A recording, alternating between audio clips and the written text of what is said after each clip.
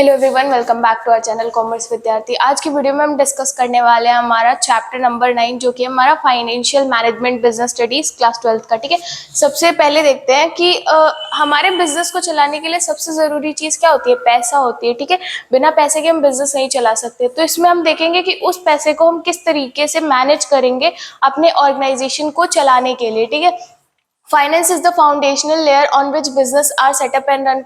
हमारा जो फाइनेंस होता है वो क्या होता है? फाउंडेशन लेयर होता है किसी भी बिजनेस को चलाने के लिए। ठीक है, उसको सेटअप करने के लिए और चलाने के लिए, बनाने के लिए और चलाने के लिए। ठीक है, पैसा क्या होता है? सबसे जरूरी फाउंडेशनल लेयर होता है। Access to finances can enable a firm to expand and. अगर हमारे पास फाइनेंसेस होंगे, पैसा होगा, तभी तो हम अपने बिजनेस को आगे एक्सपैंड कर सकेंगे और ग्रो कर सकेंगे। ठीक है, financial management aims to choose the best investment and financing alternatives.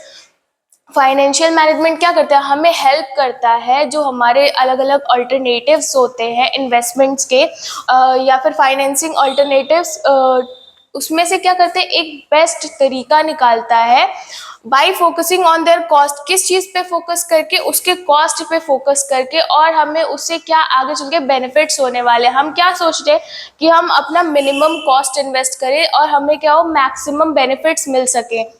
ठीक है, तो ये चीजें क्या करते हैं? ध्यान में रख के डिसीजन लेने के लिए एक इंसान को एक हेल्प करता है। ठीक है, having an objective to increase the share holders wealth. इसका मेन ऑब्जेक्टिव क्या होता है? शेयर होल्डर की वेल्थ को इंक्रीज करना। उसके बाद financial management refers to the efficient planning, organising, directing and controlling of financial activities.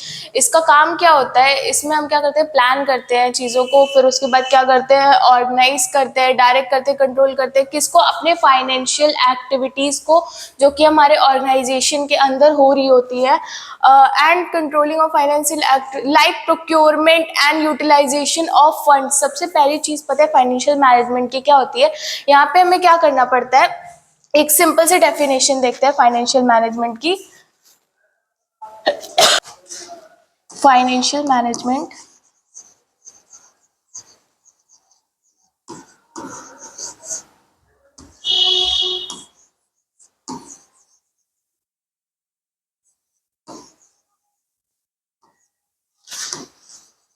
refers to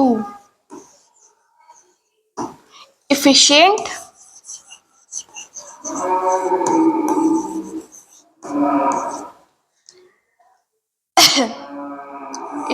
utilization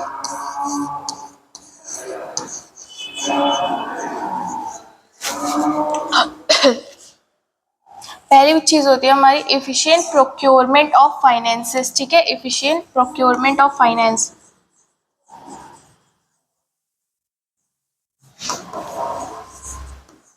इसमें हम क्या करते हैं कि हम देखते हैं कि हमें मार्केट से पैसा मतलब क्या करते हैं? सबसे सही तरीका देखते हैं जिसके थ्रू हम क्या कर सकते हैं? अपने फाइनेंसिस को रेस कर सकते हैं कि हमें पैसा उठाना कहाँ से है। ठीक है, इफिशिएंटली हम यहाँ पे इस प्रोसेस में क्या करते हैं? इफिशिएंट प्रोक्योरमेंट ऑफ फाइनेंसिस को उठाने का सबसे बेस्ट अल्टरनेटिव तरीका।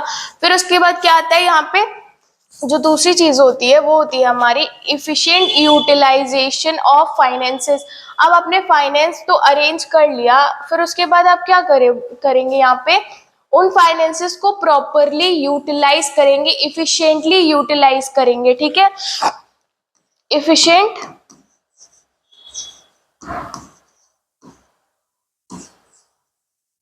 Efficient utilisation of finances. पहले सबसे बेस्ट तरीका मतलब हम देखेंगे यहाँ पे इफिशिएंटली जो हमारी फंड्स को रेस करने का। फिर उसके बाद क्या करेंगे? उन पैसे को मतलब उस फाइनेंस को हमें किस तरीके से यूटिलाइज करना है, कहाँ पे इन्वेस्ट करना है, ये सारी चीजें देखेंगे। फिर उसके बाद यहाँ पे आता है हमारा efficient distribution and disposal of finance. मतलब जो हमारा सरप्लस जनरेट होगा, इससे उसको क्या करेंगे? हम इफिशिएंटली डिस्पोज या डिस्ट्रीब्यूट करेंगे हमारे शेयर होल्डर्स के अमंग। ठीक है, ये पूरा प्रोसेस क्या होता है? हमारा फाइनेंशियल मैनेजमेंट, जहाँ पे हम क्या करते हैं? Efficient procurement of finances, efficient utilisation of finances, फिर उसके बाद क्या आता है? And distribution and disposal of हमारा फाइनेंस जो भी हमारा सरप्लस आता है, फाइनेंस नहीं सरप्लस, ठीक है, उसको हम किस तरीके से अपने शेयर होल्डर्स के अमंग डिस्ट्रीब्यूट करेंगे। उसके बाद आते हैं importance of financial management. Financial management हमारे लिए जरूरी क्यों होता है? The role of financial management is as such that it has a direct impact on all the financial aspects और activities of a company। जो हमारी फाइनेंशियल मैनेजमेंट का इम्पैक्ट होता है वो हमारी finance activities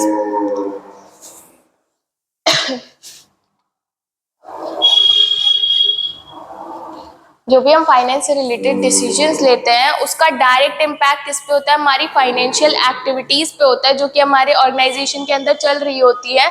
certain aspects affect bye financial management decision, और इसमें से कुछ देखते हैं जिनके ऊपर हमारे फाइनेंस के डिसीजन का इम्पैक्ट पड़ता है।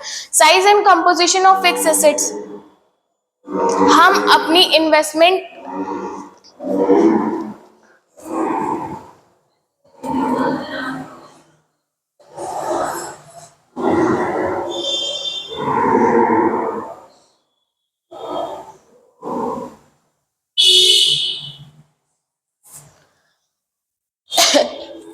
Size and composition of fix assets की हम अपना पैसा किस एसेट में और कितना ज्यादा लगा रहे हैं, ठीक है। यहाँ पे होता है the amount of money invested in fix asset is an outcome of investment decision. ये किसका आउटकम होता है? इन्वेस्टमेंट डिसीजन का, कि जिसमें हम डिसाइड करते हैं कि हमें किस तरीके की फिक्स एसेट में इन्वेस्ट करना है। जैसे हमारी लैंड हो गई, मशीनरी हो गई, ये सारी हमारी क्या है? फिक्स एसेट्स होती हैं। So if more amount of capital is decided to be invested in fixed asset, अगर हम डिसाइड करते हैं कि हम अपने फिक्स एसेट में ज्यादा कैपिटल इन्वेस्ट करते हैं, then it will increase the value of total shares of fixed assets। ये क्या करता है? जो हमारी टोटल जो हमारी शेयर्स होती है फिक्स एसेट्स की, उसकी टोटल वैल्यू को क्या करता है? इंक्रीज कर देता है बाय द अमाउंट इन्वेस्टेड, जितना अमाउंट हम उसमें इन्वेस्ट करते हैं उसके थ्रू, ठीक है। उसके बाद आता है amount and composition of current asset. हम कितना पैसा अपने करंट एसेट्स में इन्वेस्ट करने वाले हैं, ठीक है। The quantum of current assets and it's constitutions like cash, bills receivable, inventory etcetera is also influenced by management decision. यहाँ पे क्या होता है कि हमें कौन सी करंट एसेट्स में अपना पैसा इन्वेस्ट करना है या किस तरीके की, ठीक है, ये किस पे डिपेंड करते हैं, ये किससे इन्फ्लुएंस होता है हमारा हमारा किससे होता है? मैनेजमेंट के डिसीजन के उस पर डिपेंड करता है। It is also dependent on the amount investment. जैसे कि अब यहाँ पे क्या होता है, अगर हम अपनी फिक्स एसेट्स में ज्यादा कैपिटल इन्वेस्ट कर रहे हैं तो हमारे पास चांसेस कम होते हैं कि हम अपनी करंट एसेट्स में पैसा इन्वेस्ट कर सके, ठीक है। Decision about credit and inventory management etcetera, हम यही सारी चीजें इसमें होती है कि हमें हमारी करंट एसेट्स में कितना अमाउंट इन्वेस्ट करना है, ये हम डिसाइड करते हैं। फिर उसके बाद आता है amount of long term and short term funds to be use. हम यहाँ पे ये डिसाइड करते हैं कि हमें शॉर्ट टर्म बोरोइंग करनी है, डेट्स यहाँ पे लेने हैं, फंड्स रेस करने हैं या फाइनेंसेस लेने हैं, या लॉन्ग टर्म अगर हमें अपने लिक्विड एसेट्स में पैसे इन्वेस्ट करने तो हम क्या करते हैं? लॉन्ग टर्म फाइनेंस की तरफ जाते हैं, लॉन्ग टर्म डेट्स की तरफ हम रेस करते हैं वहां से, ठीक है। Financial management determines the quantum of funds to be raised for the short term and long term, कि हमें शॉर्ट टर्म के लिए डेट्स को क्या करना है? रेस करना है, या फिर लॉन्ग टर्म के लिए, ठीक है। शॉर्ट टर्म लॉन्ग टर्म दो चीजें यहाँ पे हमें ध्यान में रखनी पड़ती हैं। In case a firm requires more liquid assets, अगर हमारे फर्म को ज्यादा लिक्विड एसेट्स की जरूरत है तो हम यहाँ पे क्या करेंगे? Will prefer to have more long term finances. यहाँ पे वो क्या प्रेफर करेगा? लॉन्ग टर्म फाइनेंसेस को प्रेफर करेगा।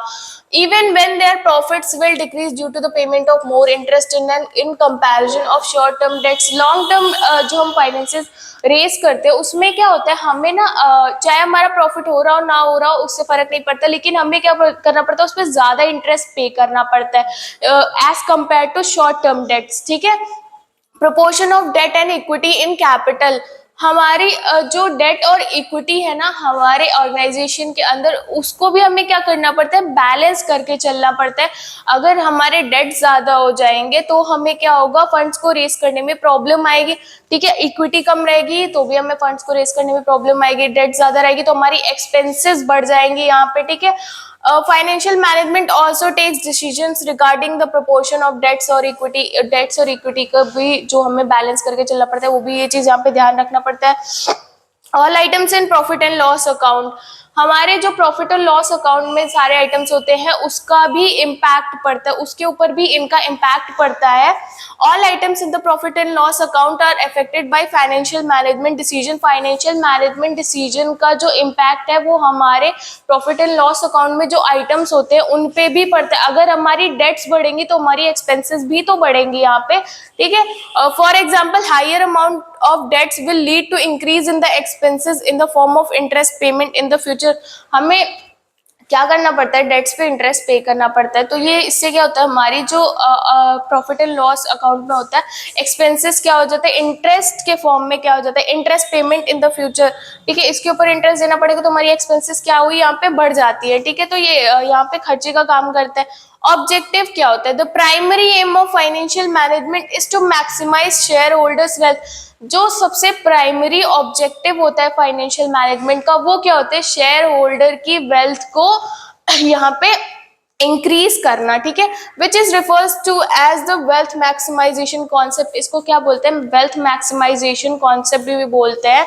वेल्थ मैक्सिमाइजेशन, वेल्थ मैक्सिमाइजेशन होता क्या है, increasing the overall value of the business, जिसमें क्या होता है बिजनेस की ओवरऑल वैल्यू को इंक्रीज करते हैं, and in turn making the owner और shareholder richer over time, जिसकी वजह से क्या होता है हमारे शेयर होल्डर्स आगे चल के बहुत ज्यादा अमीर हो जाते हैं, या फिर और जो शेयर होल्डर्स और ओनर्स होते हैं वो अमीर हो जाते हैं, ठीक है। इंपॉर्टेंट क्यों होता है, long term growth, instead of just focusing on immediate profits the business also plans for the future, हम ये सोच के नहीं बिजनेस अपना चलाते हैं कि हमें एक ही बार प्रॉफिट चाहिए, हमें लॉन्ग टर्म के लिए चीजें देखनी पड़ती हैं यहाँ पे, ठीक है। तो यहाँ पे क्या होता है, फाइनेंशियल मैनेजमेंट का फोकस किस पे होता है, लॉन्ग टर्म ग्रोथ पे होता है। Market value, a higher business value can make it easier to borrow money और अट्रैक्ट इन्वेस्टर्स, अगर हमारी कंपनी की इक्विटी की जो मार्केट वैल्यू होगी वो अच्छी रहेगी तो क्या होगा, हमें अगर फंड्स वगैरह बोरो करने हैं या फिर हमें कुछ भी डेट्स वगैरह बोरो करने हैं तो क्या होगा, उसके लिए हमें इजी हो जाएगा बोरो करने में और अट्रैक्ट करने में इन्वेस्टर्स को, ठीक है। उसके बाद जैसे एक एग्जांपल ले लेते हैं, a family runs bakery might use some of its profits to buy new oven, यहाँ पे एक फैमिली है जो एक बेकरी रन कर रही है तो वो क्या करेगी, अपना कुछ प्रॉफिट जो है क्या करेगी, यूज करेगी किस चीज को खरीदने में, ओवन, और एंड रेनोवेट द स्टोर, और अपने स्टोर को रेनोवेट करने में। While these expenses may reduce the profit for now, इसकी वजह से क्या होगा, एक शॉर्ट पीरियड ऑफ टाइम के लिए उनका प्रॉफिट तो कम हो जाएगा बट इसका क्या होगा, उनको लॉन्ग टर्म में इम्पैक्ट दिखेगा। They increase the bakeries value, इसकी वजह से क्या होगी, उनकी जो बेकरी की वैल्यू है वो इंक्रीज हो जाएगी, ओवरऑल वैल्यू, ठीक है। अट्रैक्ट्स मोर कस्टमर, और भी ज्यादा कस्टमर्स को अट्रैक्ट करेगी। अगर आपकी बेकरी चल रही है, आपके पास प्रॉपर सामान ही नहीं है चीजों के लिए, तो यहाँ पे क्या होगी, कस्टमर्स खुद ब खुद आपसे डिस्ट्रैक्ट होके चले जाएंगे, ठीक है। तो अब यहाँ पे आपने जब लॉन्ग टर्म के लिए इन्वेस्ट किया है किसमें, अवन क्या है, वैसा तो है नहीं कि रोज रोज खराब हो रहा है, या रेनोवेशन आप करा रहे हो तो रोज रोज खराब हो रहा है, यहाँ पे इसकी वजह से क्या होगा, कस्टमर्स क्या होंगे, हमारे अट्रैक्ट होंगे, and make the business more valuable over the, और आगे चल के क्या होगी, इसकी वैल्यू और ज्यादा इंक्रीज ही होगी। एक टाइम के लिए तो खर्चा है बट हमें लॉन्ग टर्म में क्या हुआ, इसका बेनिफिट तो मिला, ठीक है। उसके बाद आता है यहाँ पे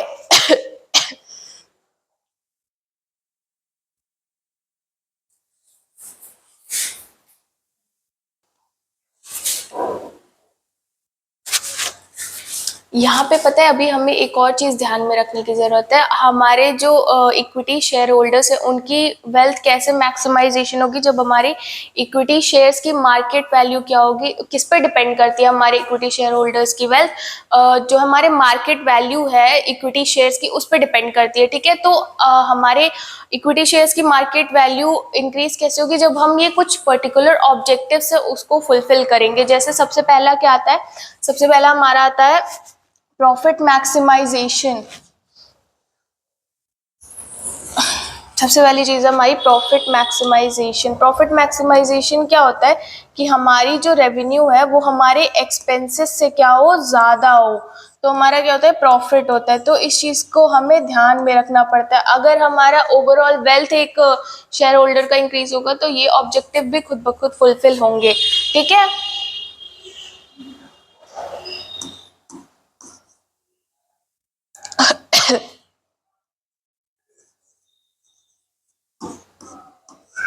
दूसरी चीज हमारी क्या आती है यहाँ पे, maintenance of liquidity.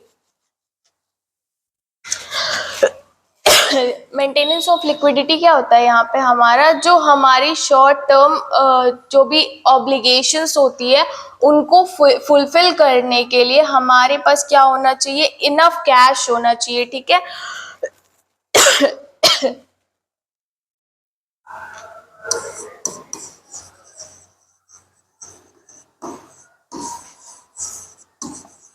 Maintenance of liquidity और अवेलेबिलिटी ऑफ कैश जो हमारी शॉर्ट टर्म ऑब्लिगेशन को फुलफिल करने के लिए होने चाहिए। रॉ मटेरियल्स वगैरह क्या करते हैं हम इतना कैश रखते हैं कि हमें जो रॉ मटेरियल्स वगैरह चाहिए वो हम ले सके, ठीक है, टाइम से, कि हम इतने भी रन आउट ना कर सके, कि हमें इतना भी कैश ना हो जो हमें डेली के कामों के लिए चीजें यूज होती है हम वो भी ना खरीद सके, ठीक है।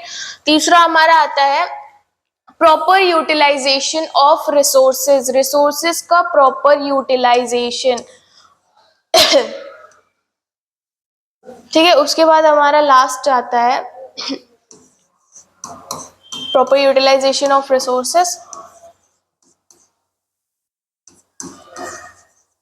हमें क्या करना पड़ेगा, रिसोर्सेज को प्रॉपर यूटिलाइज करना पड़ेगा इस तरीके से ताकि हमारा क्या हो, वेस्टेज के चांसेस कम हो जाए। उसके बाद आता है हमारा मीटिंग ऑफ फाइनेंशियल कमिटमेंट्स, जो हमने अपने क्रेडिटर्स को दे रखे हैं कमिटमेंट्स, जो हमारे डेट्स हैं उसको हमें क्या करना पड़ता है, टाइमली पे करना पड़ता है हमारे डेटर्स को या फिर जो है क्या नाम है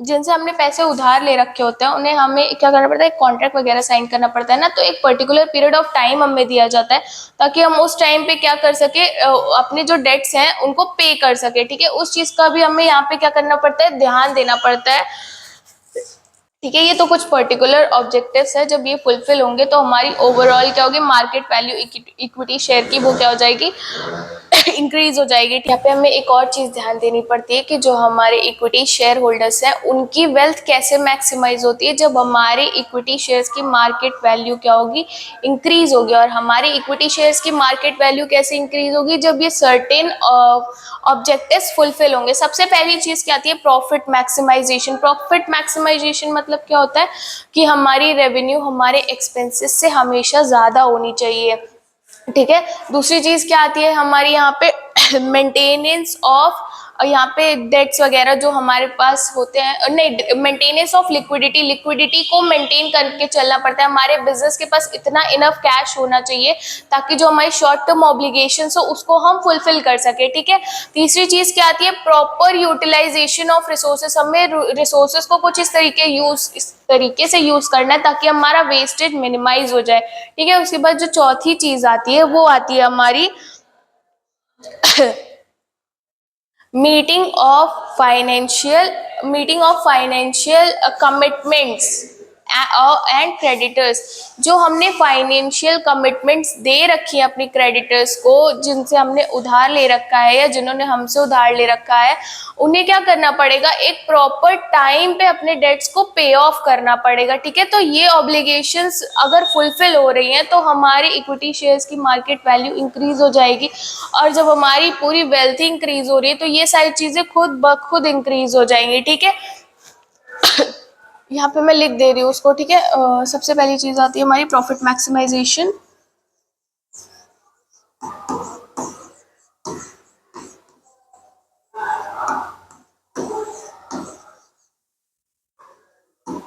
दूसरी आती है हमारी maintenance of liquidity,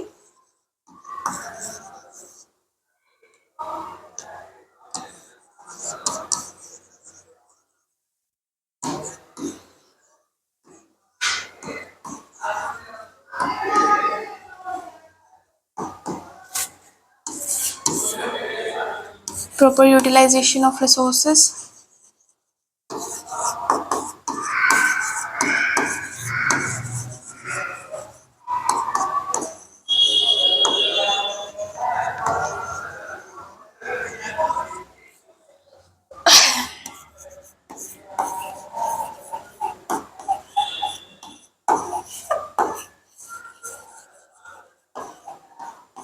meeting commitments,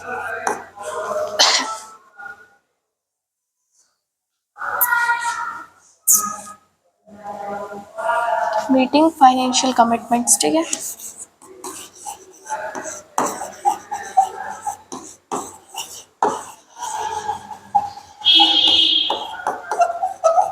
meeting financial commitments and creditors, to creditors, sorry to creditors. ये कुछ ऐसे ऑब्जेक्टिव्स है जिन्हें हमें क्या करना है, फुलफिल करना पड़ता है, ताकि हमारी ओवरऑल वेल्थ क्या हो सके, मार्केट वैल्यू क्या हो सके इक्विटी शेयर्स की, वो इंक्रीज हो सके, ठीक है। तो आज की वीडियो के लिए बस इतना ही।